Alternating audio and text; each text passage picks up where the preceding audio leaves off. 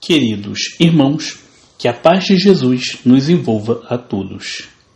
Estudaremos, nesta oportunidade, a parábola do tesouro escondido, contada no capítulo 13, versículo 44, do Evangelho de Mateus, com o seguinte texto.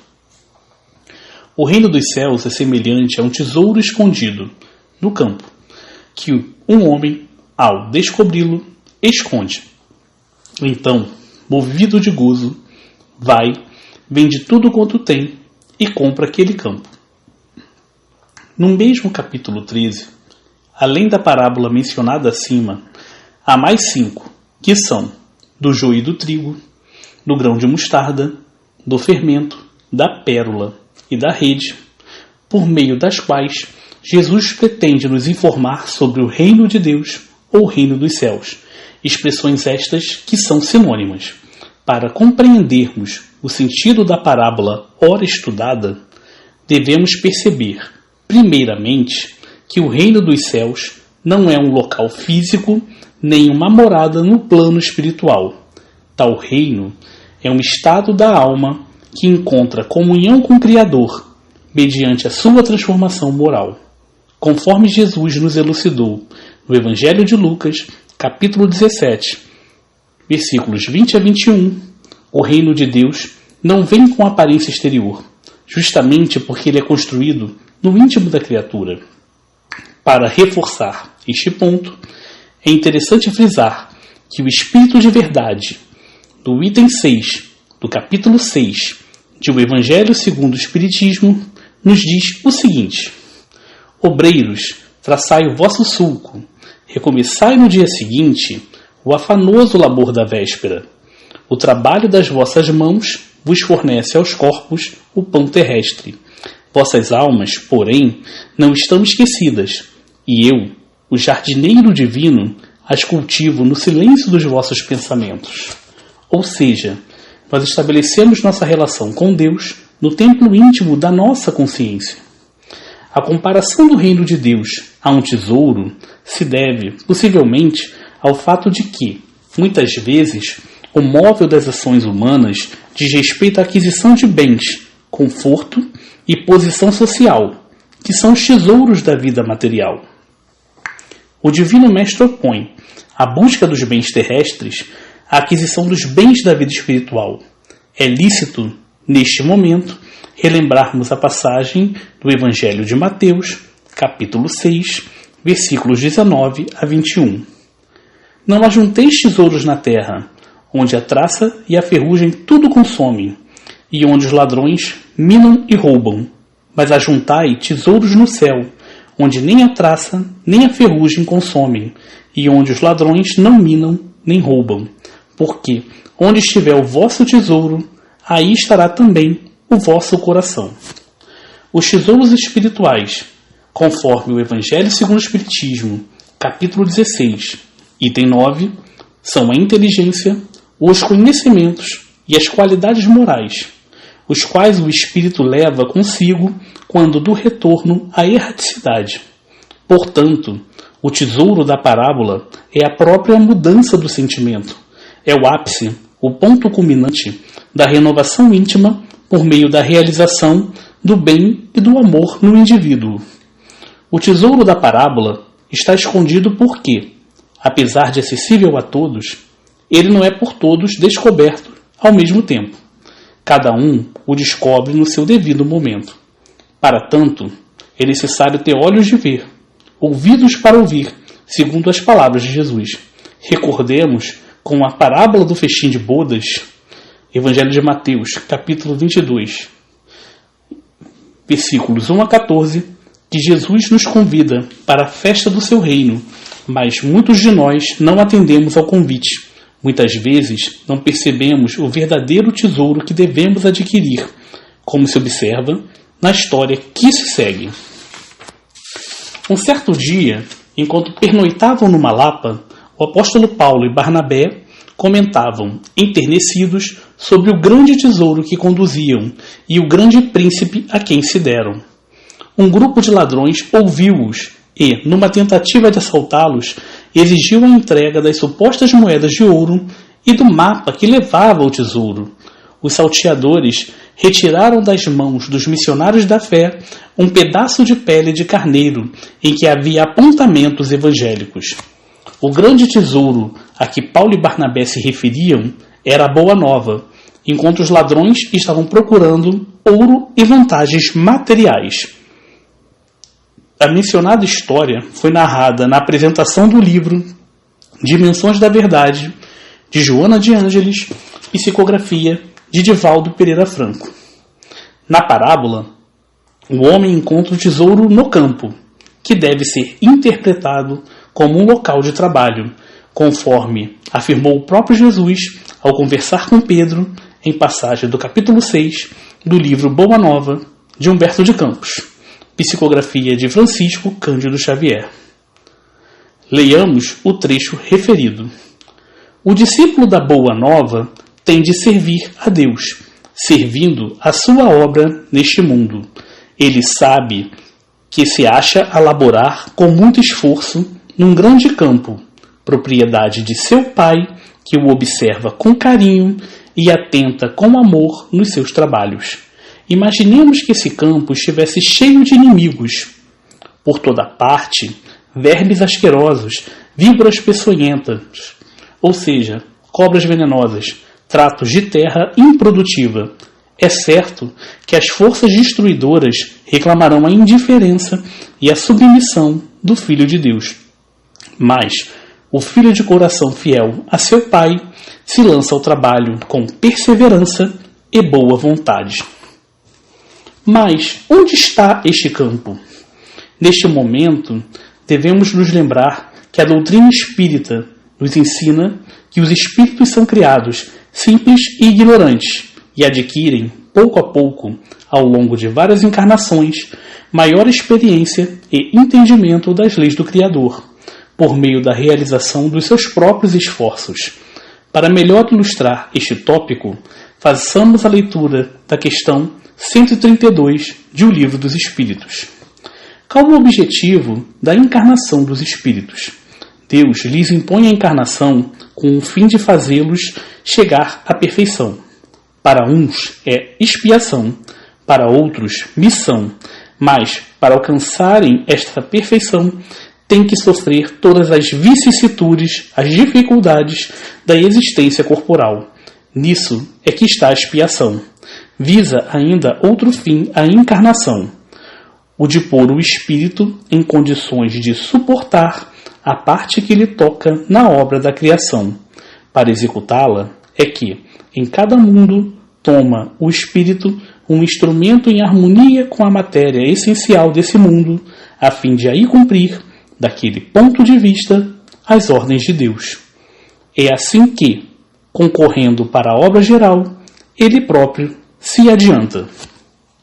O comentário de Kardec também é bem interessante. Vamos ler. A ação dos seres corpóreos é necessária à marcha do universo. Deus, porém, na sua sabedoria, quis que nessa mesma ação eles encontrassem um meio de progredir e de se aproximar dele. Deste modo, por uma admirável lei da providência, tudo se encadeia, tudo é solidário na natureza. Assim, é possível perceber que o campo de trabalho é a própria Terra, nossa escola milenária, e que os labores citados são aqueles que empreendemos nas nossas vidas corpóreas, de modo a nos tornarmos espíritos mais evoluídos, sem esquecermos as atividades e os aprendizados da vida espiritual. Em alguma etapa das nossas encarnações, acabaremos adquirindo maior senso moral, momento em que se revelará para nós o tesouro escondido, com o início da edificação do reino de Deus no nosso íntimo. Como o tesouro permanece escondido na parábola, após o homem tê-lo encontrado, podemos retomar a ideia de que o reino de Deus é construído no templo íntimo da consciência, razão pela qual a nossa mudança de sentimento não diz respeito às outras pessoas. O Criador percebe a transformação do nosso modo de ser porque vê no segredo do nosso íntimo e nos recompensa conforme nosso merecimento. Neste ponto, podemos fazer um paralelo do tesouro escondido com o fato de que Jesus, no Evangelho de Mateus, capítulo 6, versículos 3, 4 e 6, nos recomenda a prática do bem e a oração em segredo, até mesmo para que nossos atos não descambem para a ostentação, que seria mais orgulho do que verdadeira caridade ou comunhão com Deus. Neste momento, é relevante fazer uma pergunta. Por que o homem, movido de gozo, ou, em algumas traduções da Bíblia, transbordante de alegria, decide vender todos os seus bens para comprar o campo em que encontrou o tesouro? Porque, após a edificação do reino de Deus no íntimo do homem, ele passa a perceber a felicidade que vivencia no exercício do amor ao próximo e da verdadeira fraternidade, de modo que os bens materiais e as posições da terra deixam de ter grande importância quando comparados aos gozos inefáveis, aos gozos indescritíveis do Espírito. O próprio Mestre Divino, em outro diálogo com Pedro, explicou que, mesmo os laços de família, ainda que valorosos, são colocados abaixo do nosso laço de paternidade com Deus e que, em certos momentos, há a necessidade de o discípulo exercitar a renúncia para realizar o reino dos céus em si mesmo. Vamos ler a passagem. O reino do céu, no coração, deve ser o tema central de nossa vida. Tudo mais é acessório. A família do mundo está igualmente subordinada aos imperativos dessa edificação. Já pensaste, Pedro, no supremo sacrifício de renunciar? Todos os homens sabem conservar, são raros os que sabem privar-se. Na construção do reino de Deus, chega um instante de separação, que é necessário se saiba suportar com sincero desprendimento. E essa separação não é apenas a que se verifica pela morte do corpo, muitas vezes proveitosa e providencial, mas também a das posições estimáveis no mundo, a da família terrestre, a do viver nas paisagens queridas, ou, então, a de uma alma bem amada que preferiu ficar à distância entre as flores venenosas de um dia. Esta passagem está no capítulo 12 do livro Boa Nova, que já citamos acima. Jesus, no trecho acima, faz-nos entender que o anseio do homem de construir o reino de Deus no seu íntimo, muitas vezes não é compreendido por familiares e amigos, o que faz com que o primeiro, o homem que quer construir o reino de Deus, e os últimos, os familiares e amigos, sigam caminhos diferentes. E como se obtém tal transformação? Pelo autoconhecimento, conforme esclarecido na pergunta 919 do Livro dos Espíritos. O conhecimento de si mesmo é a chave do progresso individual. Santo Agostinho, na resposta à pergunta 919A da mesma obra, nos fornece um roteiro de como devemos proceder para chegarmos a nos conhecer devidamente, de tal forma a possibilitar a nossa melhoria gradativa. Ao final do dia, devemos passar em revista aos atos praticados, formulando perguntas a nós mesmos para verificarmos se fizemos mal ao nosso próximo de algum modo. Caso haja dúvida sobre o valor de uma dada ação e para afastar o risco de julgamento equivocado derivado do amor próprio, devemos indagar a nós mesmos como apreciaríamos tal conduta caso ela fosse praticada por outra pessoa. Se considerarmos o ato reprovável quando praticado por outrem, não podemos considerá-lo correto no nosso caso, pois Deus não tem duas medidas na aplicação da sua justiça. Se ainda estivermos indecisos sobre a censura ou não a conduta, podemos perguntar sobre a ação a outras pessoas ou até mesmo a nossos inimigos. Estes últimos, por não terem afinidade conosco, não terão motivo para nos agradar com uma resposta incorreta, ao contrário do que poderia ocorrer com nossos amigos. Para encerrar o tema, gostaríamos de trazer um exemplo de um espírito que encontrou o tesouro escondido na acepção da parábola acima referida. A Condessa Paula, um dos espíritos felizes mencionados no livro O Céu e o Inferno, de Allan Kardec, desencarnou aos 36 anos em 1851. Segundo as palavras do próprio codificador, ela era bela, jovem, rica e de estirpe ilustre, bem como perfeito modelo de qualidades intelectuais e morais.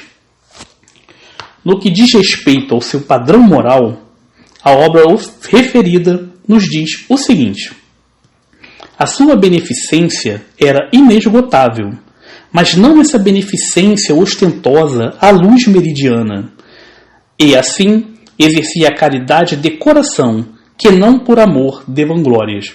Ou seja, ela não exercia a caridade para se mostrar para os homens, mas porque tinha verdadeiro amor ao próximo. Só Deus sabe as lágrimas que ela enxugou, os desesperos que acalmou, pois tais virtudes só tinham por testemunhas os infelizes que assistia. Ela timbrava, além disso, ou seja, ela se empenhava em descobrir os mais pungentes infortúnios, as mais dolorosas infelicidades, os infortúnios secretos, socorrendo-os com aquela delicadeza que eleva o moral em vez de o rebaixar. Passados 12 anos da sua desencarnação, ela explicitou, em comunicação dada a um dos seus parentes, a seguinte condição do mundo que passou a habitar: juventude, homenagem, saúde, fortuna, tudo que entre vós outros constitui felicidade, eu possuía. O que é, no entanto, essa felicidade comparada a que desfruto aqui?